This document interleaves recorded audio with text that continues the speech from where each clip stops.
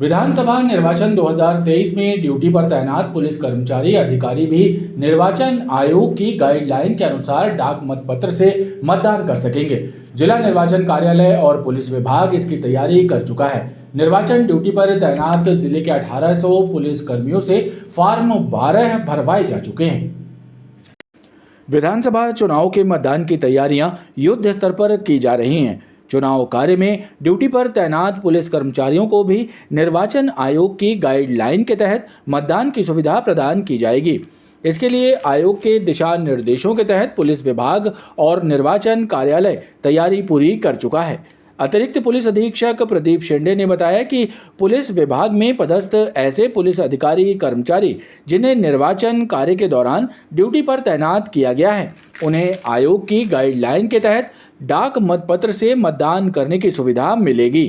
Police विभाग को करीब 1800 पुलिस अधिकारियों के फॉर्म 12 प्राप्त हुए हैं, जिन्हें जिला निर्वाचन कार्यालय को भेजा गया है। विधानसभा चुनाव 2023 के चलते शहर की पूर्व विधानसभा क्षेत्र में सियासी झंडे लहरा रहे हैं। इस बार क्षेत्र के लोग सड़क, नाली, पानी और बिजली के साथ गैस, रोजगार और महंगाई की कसौटी पर अपना प्रत्याशी चुनेंगे।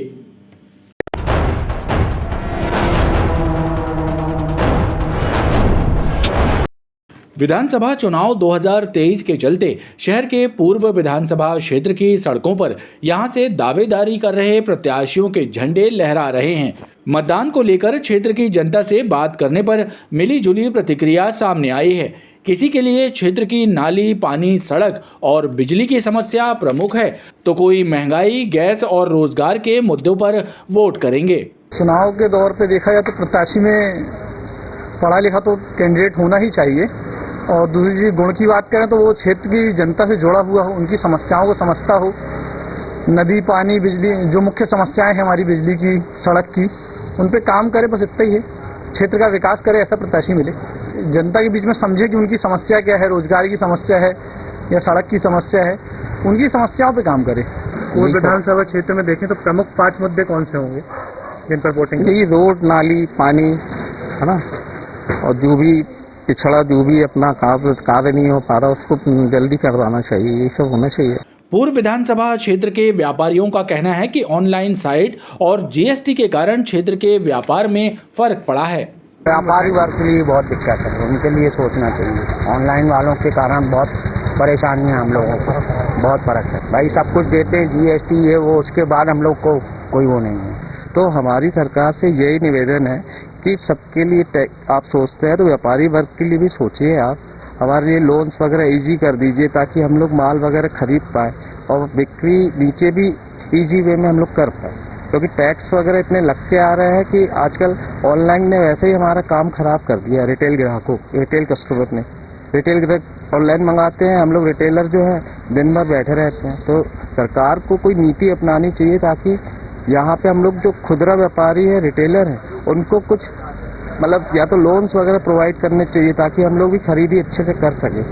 क्षेत्र की जनता से बात के आधार पर कहा जा सकता है कि इस बार पूर्व विधानसभा क्षेत्र में स्थानीय मुद्दों के साथ राष्ट्रीय मुद्दे भी प्रमुखता से असर डालेंगे। स्मार्ट सिटी के तहत कटंगा से ग्वारीघाट तक बना 5.5 किलोमीटर लंबा साइकिल ट्रैक पार्किंग स्थल में तब्दील हो गया है। कदम कदम पर 4 पहिया वाहनों की पार्किंग और हाथ ठेलों के कब्जों के कारण साइकिल चालक और पैदल राहगीर सड़क पर चलने को मजबूर हैं। स्मार्ट सिटी के तहत लोगों की सुविधा के लिए बना साइकिल ट्रैक अवैध पार्किंग स्थल में तब्दील हो गया है। 2.5 मीटर चौड़े इस ट्रैक पर साइकिल चालकों के स्थान पर 4 पहिया वाहन ही नजर आ रहे हैं। आलम यह है कि साइकिल चालक तो दूर, पैदल राहगीर भी इस ट्रैक का इस्तेमाल करने से कतरा रहे हैं। लोगों का कहना है कि ट्रैक बनाने के बाद प्रशासन ने ना ही इसका निरीक्षण किया और ना ही ट्रैक की मरम्मत करवाई। साइकिल तो नहीं चल रही, बस इसमें जगह जगह गड्ढे हो गए हैं और सरकार का पैसा लोगों ने अतिक्रमण कर रहा है और कार पार्किंग की बना ली गई है। प्रशासन को कर्मठता के साथ इस साइकिल ट्रैक की मरम्मत कर इसे अवैध पार्किंग से मुक्त कराने के लिए कोई ठोस कदम उठाने चाहिए, ताकि एक बार फिर इस ट्रैक पर वाहनों के स्थान पर साइकिलें दौड़ सकें। तीन पत्ती पुराना बस स्टैंड में काफी समय से ऑटो की अवैध पार्किंग राहगीरों सहित स्थानीय लोगों की परेशानियों का सबब बनी हुई है। ऑटो चालक मनमाने तरीके से बीच सड़क पर ऑटो खड़ा कर देते हैं, जिस कारण यहां जाम की स्थिति उत्पन्न होती है। तीन पत्ती पुराना बस स्टैंड में काफी समय से सड़क के दोनों ओर होने वाली ऑटो की अवैध पार्किंग राहगीरों के सरदर्द का कारण बना हुआ है। ऑटो चालक मनमाने तरीके से बीच सड़क पर ऑटो खड़ा कर सवारी का इंतजार करते हैं। कई बार सड़क पर ऑटो की एक के बाद एक 3 लाइन लग जाती है, जिस कारण इलाके में जाम लग जाता है। इसके बाद भी यातायात पुलिस तीन पत्ती पुराना बस स्टैंड के यातायात को व्यवस्थित कराने के बजाय आराम फरमा रही है। पुराना बस स्टैंड मॉडल रोड पर मेन चौराहे पर काफ़ी ट्रैफिक जाम रहता है। यहाँ पे ऑटो वगैरह बीच रोड पे खड़े रहते हैं, इनको व्यवस्थित किया जाए। इनकी वजह से आने जाने में बहुत असुविधा हो रही है लोगों को। अभी जो त्यौहार था, इस त्यौहार को देखते हुए भी कोई व्यवस्था नहीं की गई थी। बहुत पब्लिक को बहुत ज़्यादा परेशानी हुई है। जो हाथ ठेले वगैरह इनको भी व्यवस्थित किया जाए, इनको गुमटियाँ कहीं दी जाएँ, वहाँ जाके ये व्यवस्थित होएं। इनकी वजह से भी ट्रैफिक बहुत जाम होता है यहाँ पर। प्रशासन को ऑटो चालकों के लिए अलग से ऑटो स्टैंड का निर्माण कराना चाहिए। साथ ही यातायात पुलिस को सख्ती के साथ ऑटो चालकों से यातायात नियमों का पालन कराना चाहिए, ताकि यहाँ की यातायात व्यवस्था सुचारू रूप से चल सके। सरकार की सैकड़ों योजनाओं के बाद भी दमोह नाका के खिन्नी मोहल्ला के रहवासी सड़क, पानी और नाली जैसी मूलभूत आवश्यकताओं के लिए संघर्ष कर रहे हैं। स्थानीय लोगों का कहना है कि सड़क और नाला ना बनने के कारण आए दिन बच्चे हादसे का शिकार हो रहे हैं। लोगों की सुविधा और क्षेत्र के विकास के लिए तत्कालीन सरकारों द्वारा कई दावे किए गए, लेकिन दमोह नाका के खिन्नी मोहल्ले की तस्वीर कुछ और ही बयां कर रही है। यहाँ के रहवासी आज भी सड़क, पानी और नाली जैसी मूलभूत ज़रूरतों के लिए संघर्ष कर रहे हैं। क्षेत्रवासियों का कहना है कि प्रशासन द्वारा बनाई जा रही सड़क के निर्माण कार्य को बीच में ही छोड़ दिया गया। सड़क से गिट्टी निकल रही है, जो लोगों को घायल कर रही है। साथ ही यहाँ की सफाई व्यवस्था भी ठप पड़ी है।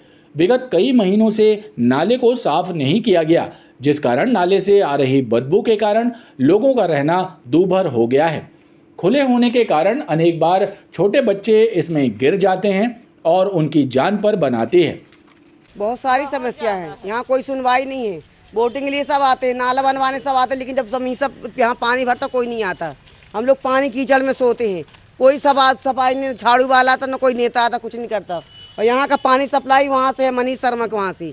मनीष शर्मा ऐसा रोक रखा कि कोई बोल नहीं सकता, तो पूरा खरीद लेगा, सबको निकलवा देगा, गोली मार देगा, बोलता है।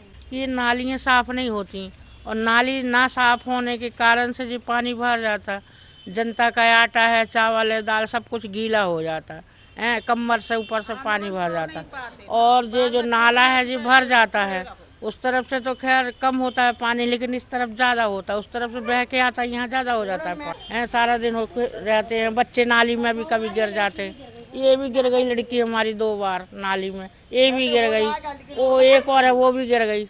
सड़क और नाली के साथ पीने के पानी की हालत भी खस्ता हाल है।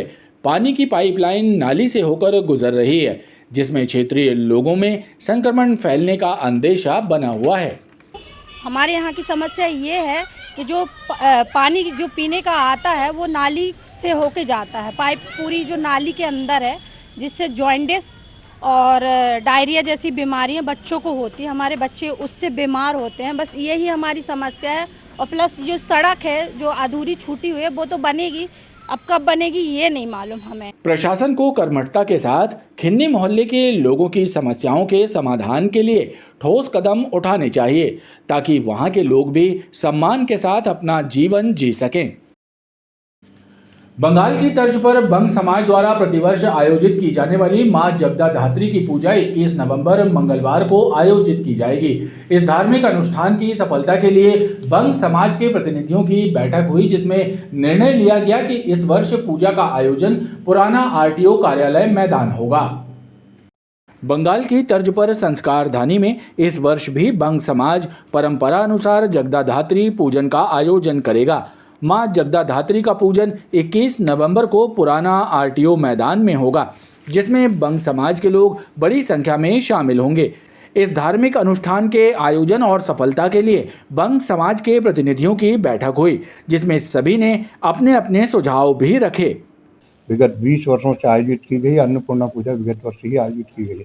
इसका उद्देश्य है कि जिस जिस क्षेत्र में बंग समुदाय के लोग रहवास करने लगे उस क्षेत्र में सांस्कृतिक सामाजिक गतिविधियों को बढ़ावा देने के लिए कार्यक्रम आयोजित किया गया है। शहर में बदमाशों के हौसले किस कदर बुलंद हैं, इसकी बानगी चंडाल भाटा क्षेत्र में सामने आई। यहां 3 बदमाशों ने एक कार में जमकर तोड़फोड़ की। खास बात यह है कि बदमाशों ने धारदार हथियार से कार के शीशे तोड़ दी और ये घटना सीसीटीवी कैमरों में कैद हुई है। दमोह का चंडाल भाटा क्षेत्र में अज्ञात बदमाशों ने एक कार में जमकर तोड़फोड़ की। ये घटना सीसीटीवी कैमरों में भी कैद हुई है।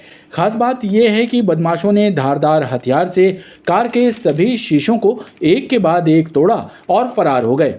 ये घटना 3 नवंबर की देर रात घटित हुई। घटना के सीसीटीवी वीडियो अब सामने आए हैं। कार मालिक विपिन कोरी ने घटना की शिकायत गोहलपुर थाने में दर्ज कराई है। पुलिस सीसीटीवी फुटेज के आधार पर कार में तोड़फोड़ करने वाले अज्ञात तत्वों की तलाश कर रही है। जबलपुर पूर्व विधानसभा के 2 प्रत्याशियों के विरुद्ध आदर्श आचार संहिता के उल्लंघन के मामले में एफआईआर दर्ज की गई है। एफएसटी अधिकारियों की शिकायत पर पुलिस ने एआईएमआईएम के प्रत्याशी गजेंद्र सोनकर के विरुद्ध बिना अनुमति के रैली निकालने और प्रचार वाहन की अनुमति न होने के मामले में प्रकरण दर्ज किया है। वहीं भाजपा प्रत्याशी अंचल सोनकर के विरुद्ध आम सभा की अनुमति की शर्त का उल्लंघन कर टेंट लगाकर मार्ग बाधित करने के मामले में बेलबाग थाने में एफआईआर दर्ज की गई है। जबलपुर पूर्व विधानसभा के 2 प्रत्याशियों के विरुद्ध आदर्श आचार संहिता के उल्लंघन के मामले में एफआईआर दर्ज की गई है।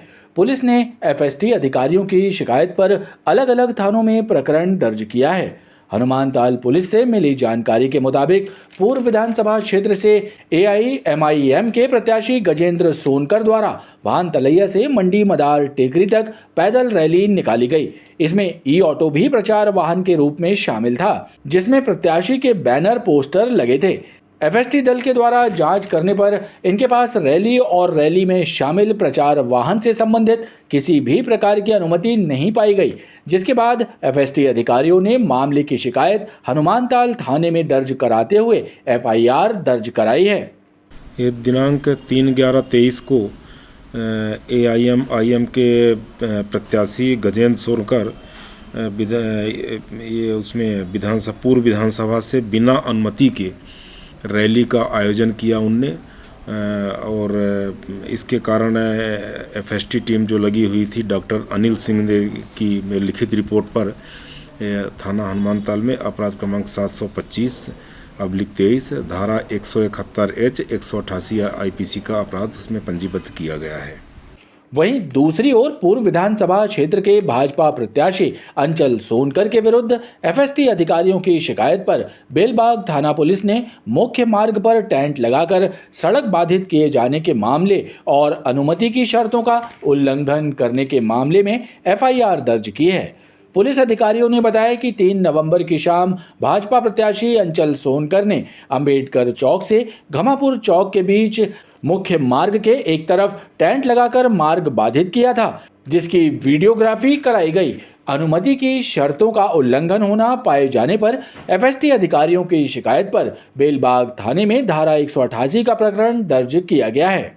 जी, चुनाव आचार संहिता के उल्लंघन के संबंध में भाजपा प्रत्याशी के विरुद्ध आचार संहिता के उल्लंघन का 188 के अंतर्गत मुकदमा कायम किया गया है।